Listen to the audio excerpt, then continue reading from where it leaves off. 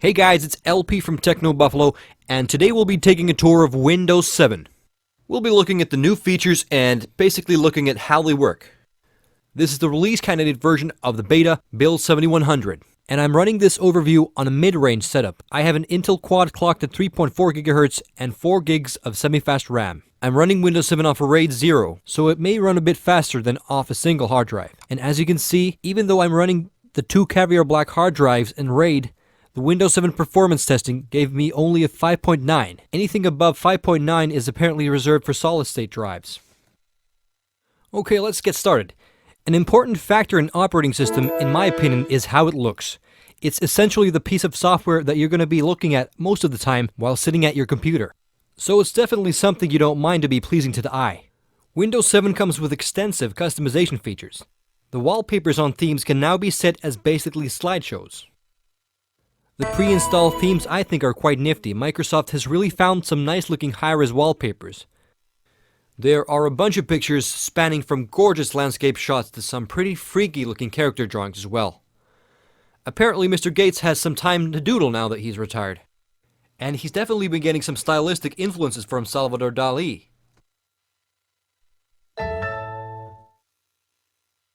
The architecture theme has some stunning shots of very interesting looking buildings. In the past, I've usually just used my own custom wallpapers, but these pre-installed wallpapers on Windows 7 are actually looking quite appealing. Just like on Windows Vista, you can tweak the color settings of the taskbar in Windows to suit your liking. I think a bright pink might go pretty well with this blue color. Or maybe not. When you get tired of pre-installed themes, you can make your own slideshow-based theme. Just bring in your own set of pictures and set the time interval, and you're pretty much good to go. And you can shuffle up the pictures if you will. Anyone recognize what this wallpaper is from? Now this is going to be a good movie. I must go see it. Whoops, how'd that get in there? Now this is nice. This wallpaper is from the upcoming Tron Legacy movie. The desktop itself hasn't changed too much. The sidebar from Vista is now gone, but you can still have your average widgets, or gadgets as they're now called, that you can lay out on your desktop. Double-clicking on the gadgets lays them out on the right edge of the screen. You can also drag the gadgets to any place of the screen that suits your liking. Out of the way is usually a good idea.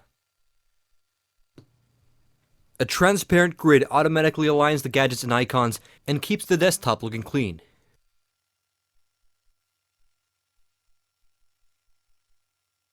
I'm not going to be needing these, but I will leave the CPU and RAM meter on so you can keep tabs of how much power the Windows 7 is taking up. Just for clarification, some of the RAM and processor usage is being taken up by the recording software, which is recording this in high definition. If you're interested in the software, Google Camtasia 6.0. Okay, let's take a look at the more interesting changes to Windows 7. One of which is the new taskbar, or the super bar as they now call it.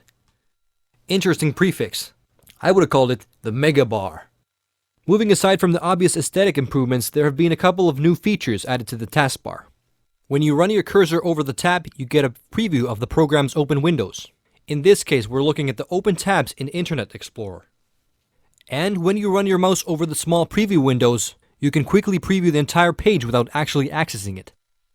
You can, for example, quickly check out what tabs you have left open on your Internet Explorer. I'm done looking at these sites, so I can actually close the tabs from here without going into the program itself to close them. I think it's very cool that you can run your mouse over any open program icon and it will give you a small preview window.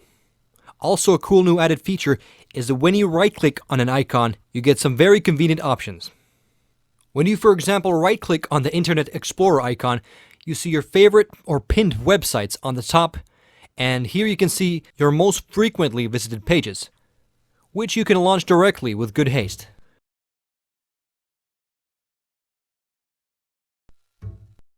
You can also pin some of your frequently visited pages to your pin section if you like.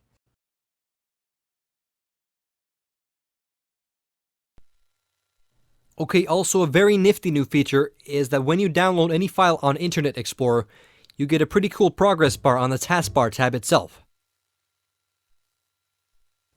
So when you are, for example, downloading big files, you can easily keep tabs on your progression by simply looking at the taskbar tab itself.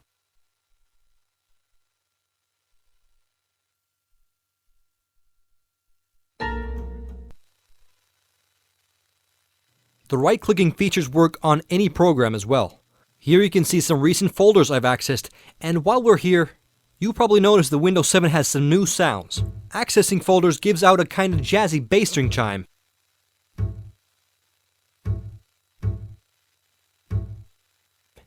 Which always brings, at least to my mind, the Frasier theme. Hey baby, I hear the blues are calling, tossed salads and scrambled eggs. Quite stylish. It could be just me though. Anyways, as I mentioned, the preview view works on any program.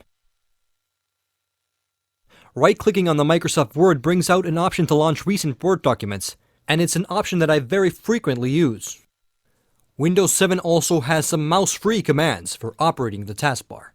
You can just hit the Windows button and press the number that coincides with a program running from left to right on the taskbar.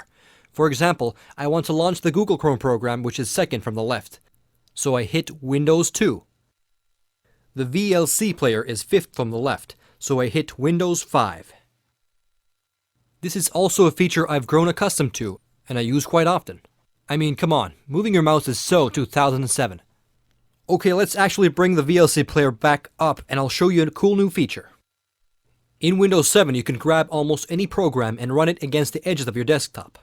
It will stick to the edge and scale the window on the side of the screen. So if you, for example, run it over here on the right and release, it will scale the application to the right side of the screen. Or if left is your preference, you can easily place it on the left. If you drag the program to the upper edge, it will maximize the window. The new feature saves time in scaling windows to appropriate size, for example in multitasking situations. And I actually use this feature quite a lot while writing my thesis. During the couple of months of writing, I actually watched 4 seasons of Battlestar Galactica on split screen. You know, needed some inspiration for the writing. Multitasking at its best. Excellent show, by the way. I just ordered the whole series on Blu-ray to replace my DVDs. Hi, Lee.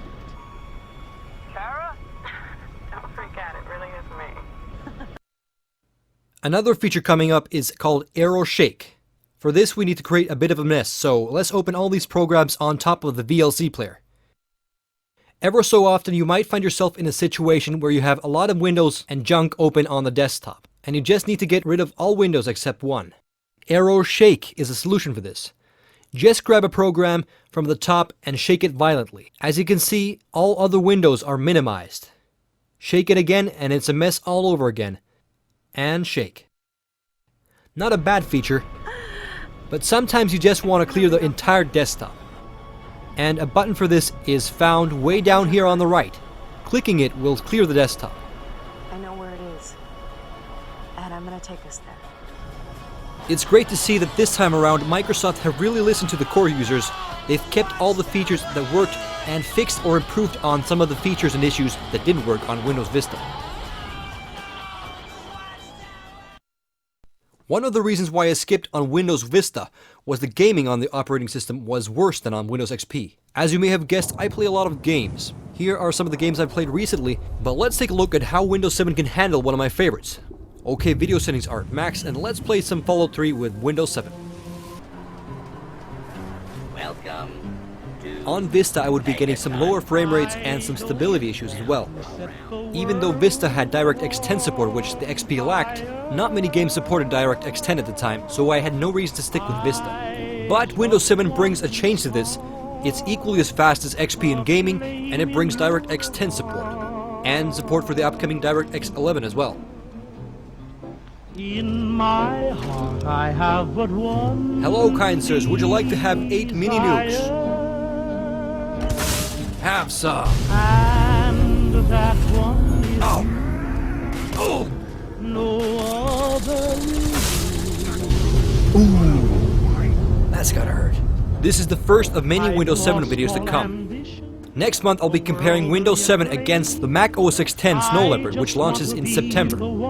love. So stay tuned, LP signing out. And with your admission that you feel